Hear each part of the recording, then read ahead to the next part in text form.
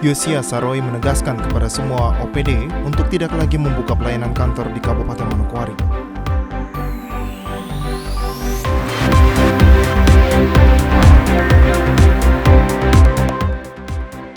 Peringatan Hari Air Sedunia, Fakultas Perikanan dan Ilmu Kelautan Universitas Papua melaksanakan sosialisasi kepada masyarakat Kampung Susweni.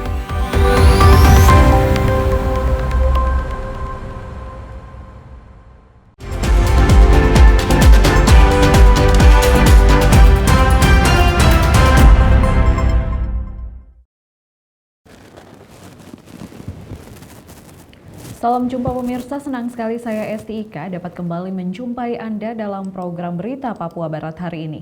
Sejumlah informasi di Papua Barat akan kami hadirkan untuk Anda. Inilah berita selengkapnya. Pemirsa, Bupati Pegunungan Arfak Yosia Saroi menegaskan kepada semua OPD untuk tidak lagi membuka pelayanan kantor di Kabupaten Manokwari. Pasalnya sejak dibukanya pelayanan oleh sejumlah OPD di Manokwari, banyak pegawai yang tidak naik ke tempat tugas di Pegunungan Arfak.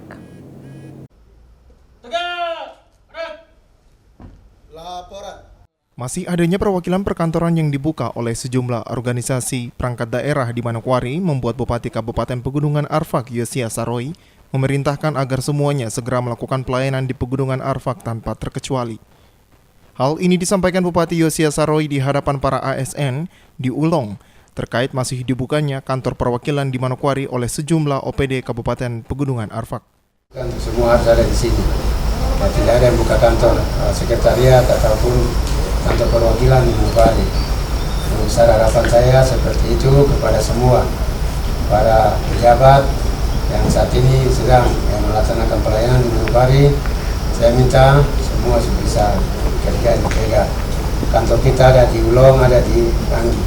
Silakan datang melaksanakan tugas. Yang kedua, lingkungan masih kotor. Ada beberapa OPD yang sudah bersih, tapi ada juga yang kotor. Ya. Jadi semua wajib membersihkan lingkungan masing-masing. Entah di Anggi ataupun di Ulong ini, ya ada lingkungan yang kotor segera ya. Dalam kesempatan tersebut, Bupati juga menyampaikan kalau berdasarkan penyampaian hasil laporan keuangan tahun 2020 oleh Badan Pemeriksa Keuangan BPK RI Perwakilan Papua Barat, Kabupaten Pegunungan Arfak mendapat opini wajar tanpa pengecualian atau WTP. Dari BPK kita naik status dari WTP ke WTP.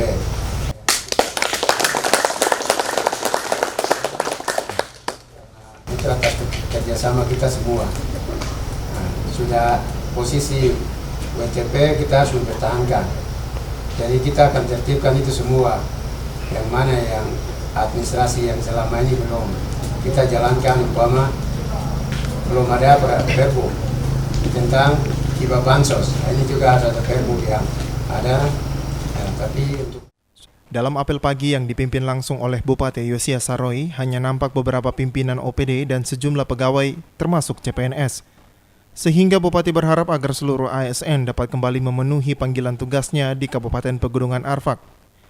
Dari Pegunungan Arfak, Yusuf Tandi, TVRI Papua Barat melaporkan.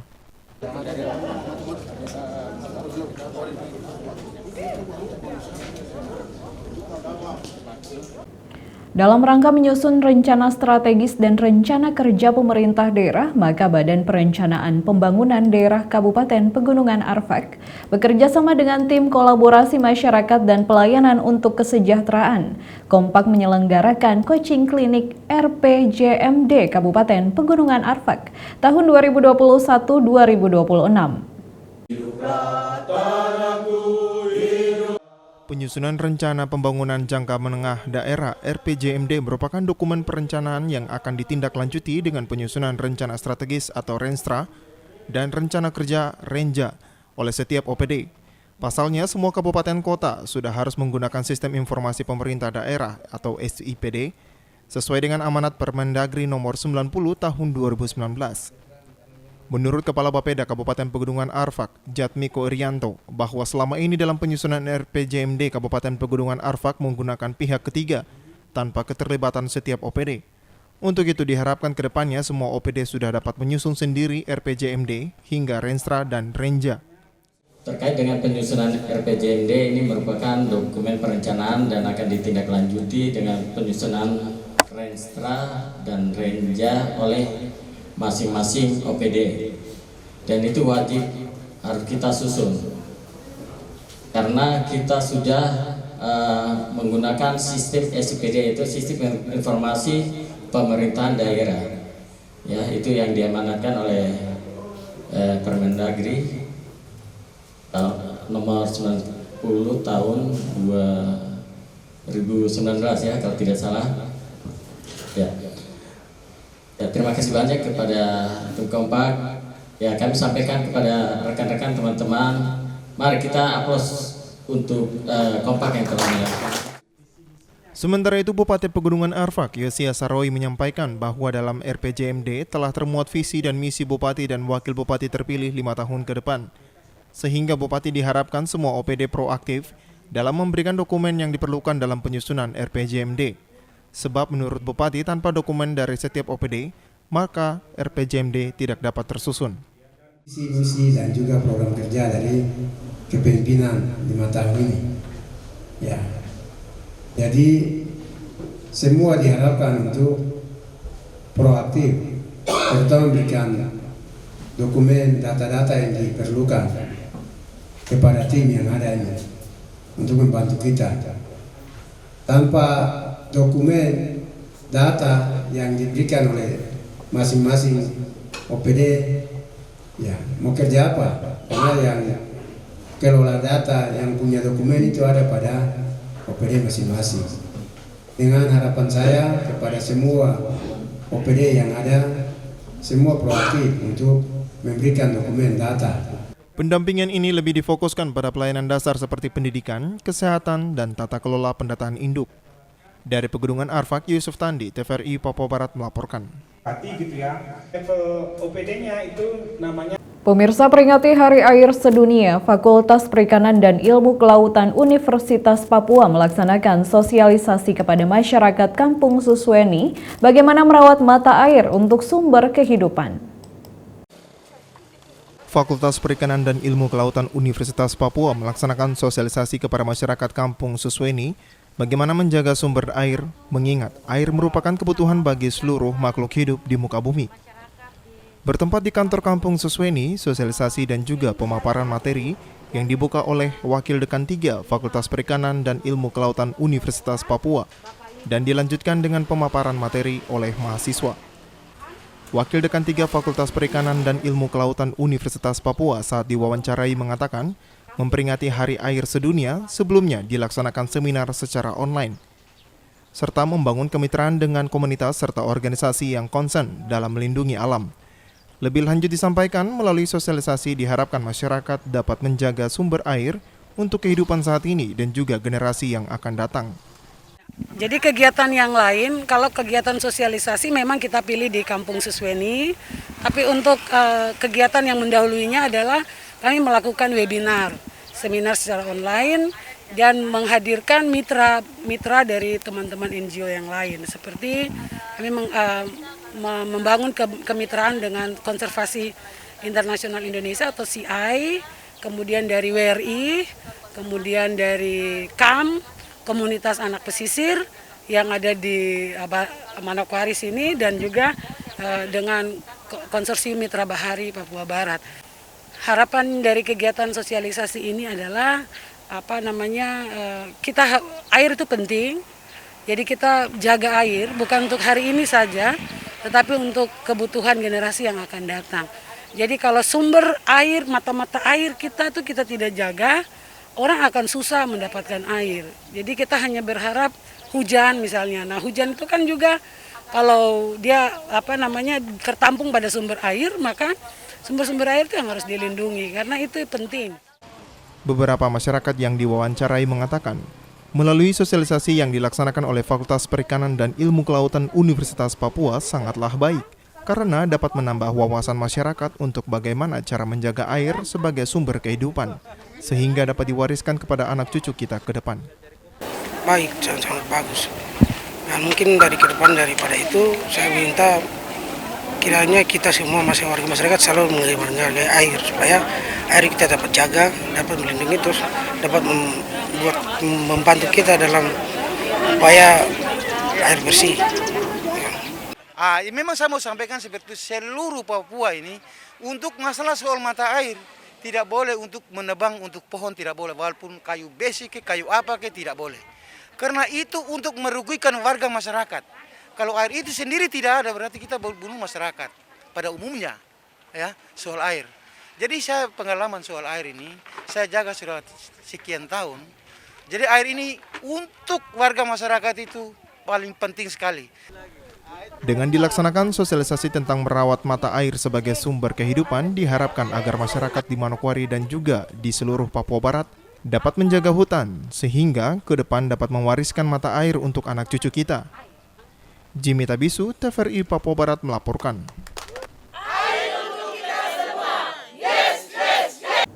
Informasi selanjutnya akan hadir setelah jeda berikut ini, tetaplah bersama kami.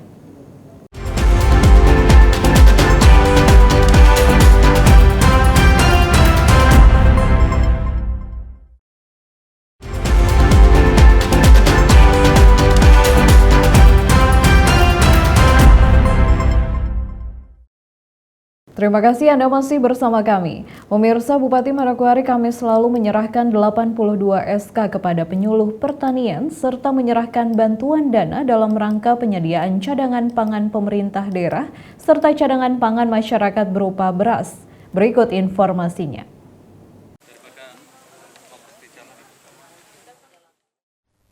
Penyerahan SK Penyuluhan Pertanian dan Pemanfaatan Dana Bantuan Pemerintah dalam rangka penyediaan cadangan pangan pemerintah daerah serta cadangan pangan masyarakat berupa beras pada tahun anggaran 2021 digelar di Distrik Masni. Kegiatan tersebut dihadiri langsung oleh Bupati Manokwari Hermus Indo yang didampingi Kepala Dinas Pertanian dan Ketahanan Pangan Kabupaten Manokwari Kuku Sabtuyudo serta beberapa pimpinan OPD terkait. Bupati Manokwari Hermus Indo menyampaikan bahwa pembangunan pertanian yang terus berkembang secara bertahap di Manokwari merupakan upaya untuk menyediakan pangan daerah dari produksi pangan pertanian.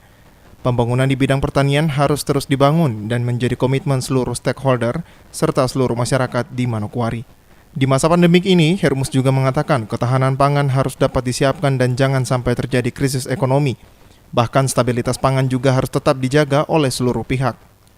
Pembangunan pertanian di Kabupaten Manokwari sebagai sebuah usaha yang secara terus-menerus bertahap dan juga berkelanjutan dilakukan di Kabupaten Manokwari dalam upaya untuk menyediakan pangan daerah yang cukup melalui produksi pertanian yang baik harus terus digalakan, harus terus dibangun, dan tentu hal ini menjadi komitmen seluruh stakeholder, termasuk Bapak Ibu semua kita yang hadir di tempat ini.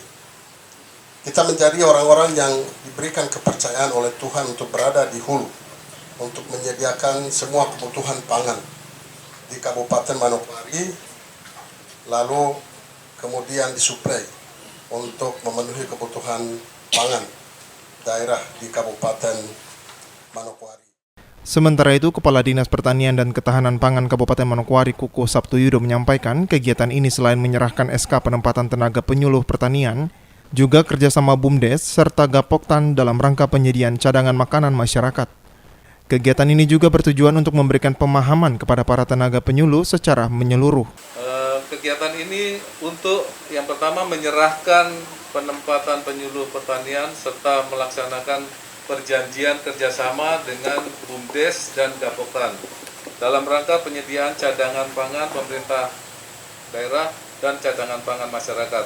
Tujuan yang berikut yang kita ingin capai pada kegiatan ini Bapak adalah memberikan pemahaman yang utuh dan menyeluruh serta dapat menyediakan tempat bagi penyuluh pertanian dalam melaksanakan tugas dan pengabdiannya kepada masyarakat, serta sasaran utama dalam penyediaan cadangan pangan adalah sebagai intervensi penanganan kerawanan pangan di Kabupaten Manokwari jika terdapat gejolak akibat bencana alam atau fluktuasi harga dan lain-lain. Penyerahan SK yang berlangsung Kamis lalu diberikan kepada 3 kategori tenaga penyuluh. Masing-masing penyuluh ASN sebanyak 54 orang, P3K 14 orang, dan tenaga bantuan atau THL sebanyak 14 orang. Dan pada kesempatan tersebut juga, Kepala Dinas Pertanian dan Tanaman Pangan juga melaporkan ketersediaan cadangan pangan pemerintah daerah cukup aman, yakni sebanyak 18 ton, dan cadangan pangan untuk masyarakat sebanyak 7 ton. Arina Irianan, TVRI Papua Barat melaporkan. 1, 2, 3, 1, 2, 3. Pembangunan sektor pertanian di Manokwari menuju arah yang lebih baik harus dimulai dari beberapa aspek seperti potensi lahan hingga pengembangan sumber daya manusia di bidang pertanian.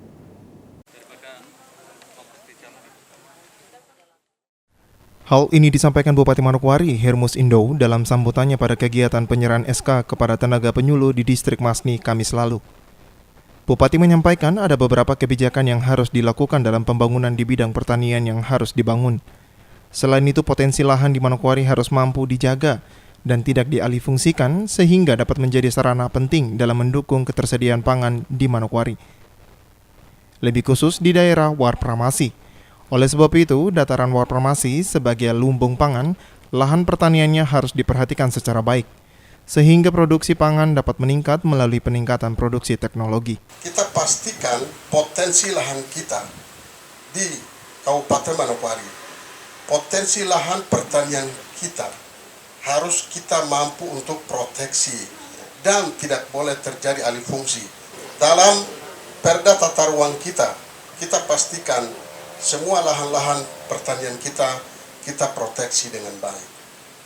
Karena tentu perkembangan pembangunan akan menuntut banyak sekali kebutuhan pembangunan yang memerlukan lahan, lalu terjadi konversi di sana-sini. Nah, kita pastikan lahan-lahan pertanian kita, khususnya di dataran Warpramasi, sebagai lumbung pangan bagi Kabupaten Manokwari dan juga Provinsi Papua Barat. Harus kita pastikan untuk lahan pertanian kita harus bisa kita pertahankan. Jangan sampai banyak sekali kebijakan pembangunan yang ke depan memaksa rakyat untuk kemudian menuntut supaya alih fungsi dilakukan. Ini jangan pernah. Ini sudah terjadi di Warmare dan sekitarnya. Saya khawatir kemudian ke depan ada kebijakan pembangunan yang kemudian berimplikasi kepada lahan produksi kita terkonversi. Nah, ini jangan. Selain itu, Bupati juga menyampaikan pengembangan sumber daya manusia dalam bidang pertanian harus ditingkatkan, sehingga dapat meningkatkan produksi pertanian.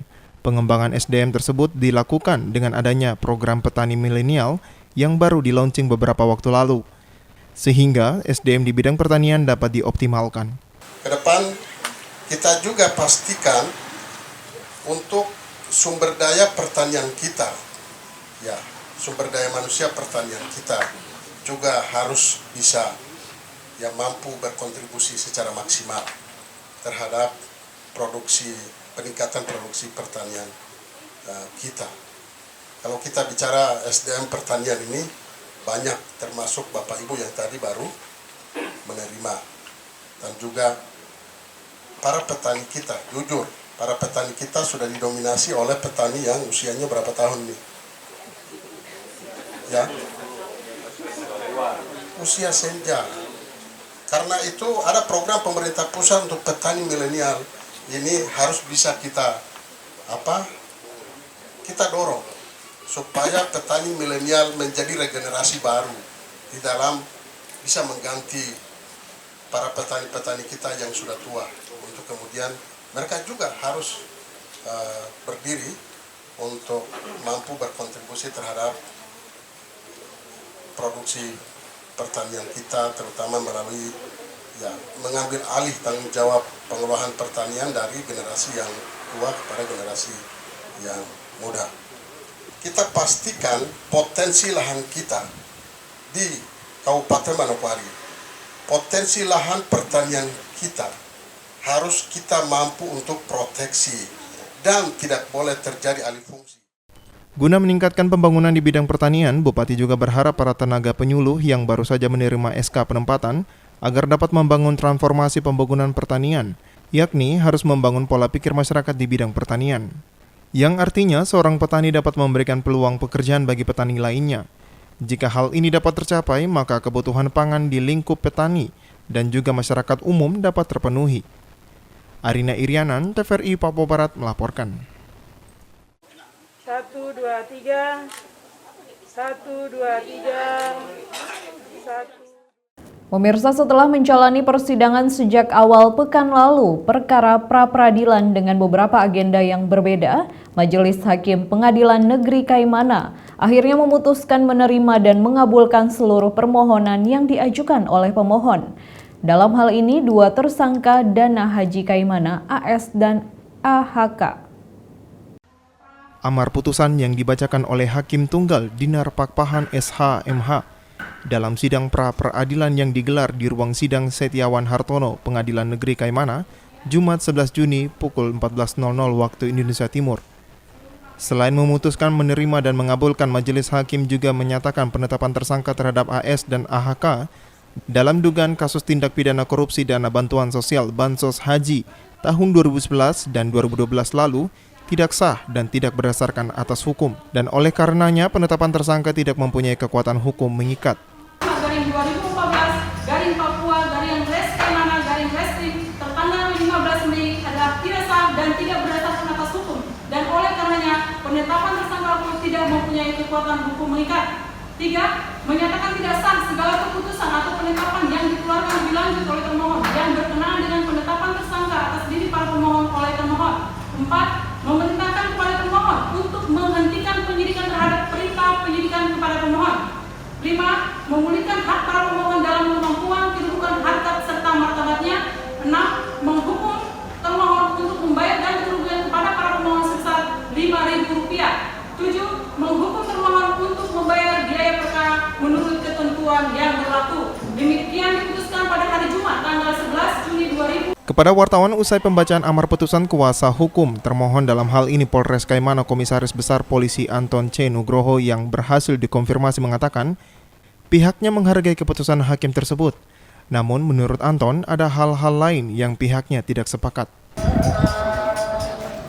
Hakim pra-peradilan itu kewenangannya beliau, namun ada hal-hal yang kami tidak sepakat. Terlalu lamanya penyidikan bukan berarti masalah itu dibiarkan. Proses sampai ke-19 itu baru 2020. Kecuali proses kita itu berhenti. Kalau proses kita berhenti tidak ada aktivitas sekian lama, itu bisa dikatakan penyidikan. Tahun 2020 ada ke-19 dari kejaksaan. Berarti kan proses itu berjalan, tidak ada pembiaran. Tapi itu kewenangan pengadilan. Ya, kami akan mengambil sikap sesuai ketentuan yang berlaku. Terus upaya hukum selanjutnya dari Polda sendiri? Sementara itu, kuasa hukum pemohon Jahot Lumban Gaul SH dalam keterangannya kepada wartawan mengatakan pihaknya menghormati putusan yang telah ditetapkan oleh Hakim Pengadilan Negeri Kaimana.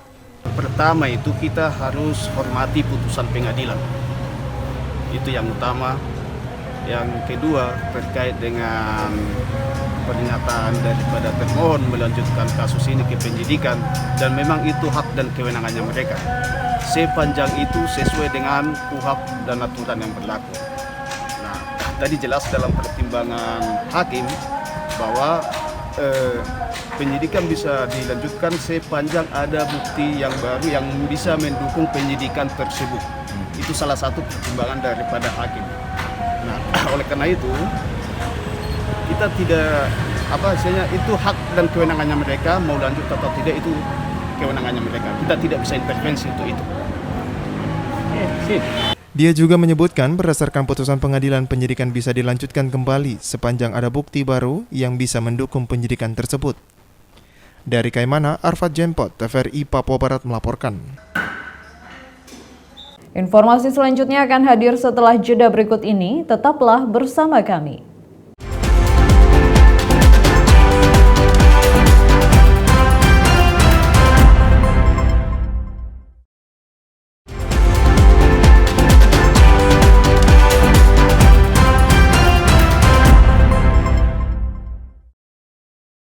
Terima kasih Anda masih bersama kami. Pemirsa, Dirbinmas Polda Papua Barat Kombes Pol Bagijo Hadi Kurnijanto melakukan peninjauan posko PPKM. Pemberlakuan pembatasan kegiatan masyarakat di SP4 Kampung Udapi Hilir, Distrik Pravi. Kapolda Papua Barat Irjen Pol Tornogogo Sihombing dalam hal ini diwakili Dirbinmas Polda Papua Barat Kombes Pol Bagijo Hadi Kurnianto melakukan peninjauan posko PPKM atau pemberlakuan pembatasan kegiatan masyarakat mikro serta pemantauan masyarakat yang tengah menjalani isolasi di rumah untuk menekan penyebaran COVID-19 di Kampung Udapi Hilir SP4 Pravi Manokwari belum lama ini. Melalui rilis yang disampaikan Kabid Humas Polda Papua Barat Kombes Pol Adam Erwindi menjelaskan kunjungan Dirbinmas ke Kampung Udapi Hilir Pravi itu secara mendadak. Tujuan kedatangannya untuk pengecekan dalam rangka melihat kesiapan posko PPKM Mikro dalam pengendalian dan pencegahan penyebaran COVID-19 di wilayah War Pramasi bersama dengan sejumlah stakeholder terkait. Pada kesempatan tersebut, Dirbinmas juga mengapresiasi kinerja dan semangat dari petugas Babin Kamtipmas, Babinsa dan perangkat kampung yang telah aktif mengadakan berbagai kegiatan yang menyangkut dengan penanganan COVID-19 selama ini. Kabid Humas Polda Papua Barat juga menghimbau kepada masyarakat agar tetap disiplin mematuhi protokol kesehatan, mengingat saat ini wabah pandemik belum berakhir. Jimmy Tabisu, TVRI Papua Barat melaporkan. Pemirsa, lapangan 4-in-1 MS Rumah Gesan yang berada di Kompleks Makodam 18 Kasuari, Trikora Arfa I1 Manokwari, Papua Barat telah berdiri dan diresmikan Pangdam 18 Kasuari Maijen TNI Inyoman Cantiasa. Dengan rahmat Tuhan Yang Maha Esa, pada hari ini tanggal 21 Mei 2021, lapangan olahraga MS Rumah Gesan ini adalah pahlawan nasional dari Papua. Ya, tepuk tangan dulu. Ya. 4-in-1 ya, diresmikan oleh Panglima Kodam 18 Kasuari. MS Rumah Gesan atau Mahmud Singgirei Rumah Gesan yang diabadikan sebagai nama lapangan 4-in-1 Kodam 18 Kasuari tersebut adalah nama seorang raja yang merupakan sosok pejuang integrasi kembalinya Papua ke NKRI yang dianugerahi gelar pahlawan nasional pada Hari Pahlawan 10 November 2020. Raja Sekar Kokas Kabupaten Fakfak merupakan tokoh Papua Barat pertama yang dianugerahi pahlawan nasional dan dikenal sangat pemberani, dekat dengan rakyatnya serta menentang sepak terjang pemerintah kolonial Belanda.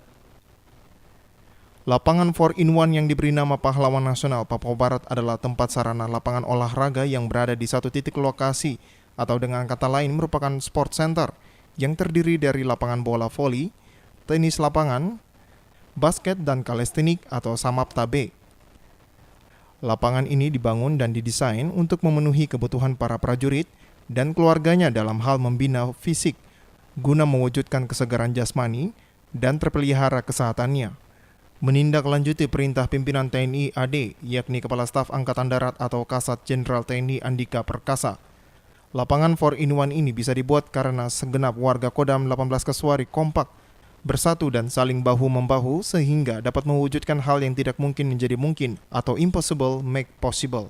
Lapangan olahraga 4-in-1, 4 tempat sarana latihan dalam satu titik ya, atau sport center istilahnya. Ya.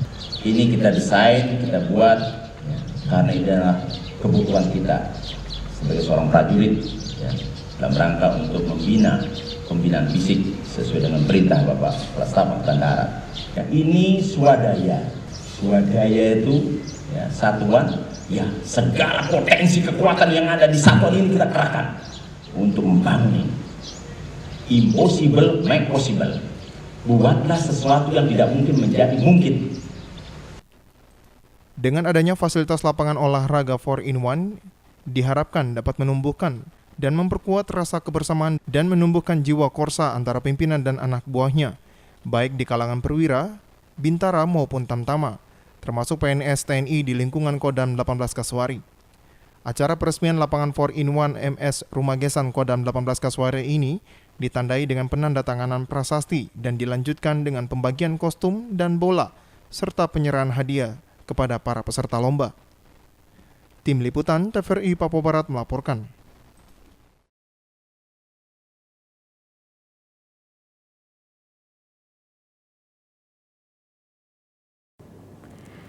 Informasi tadi sekaligus menutup jumpa kita dalam program Berita Papua Barat hari ini. Kami tetap mengajak Anda untuk selalu mengikuti protokol kesehatan agar bersama semua pihak dapat memutus mata rantai penyebaran COVID-19.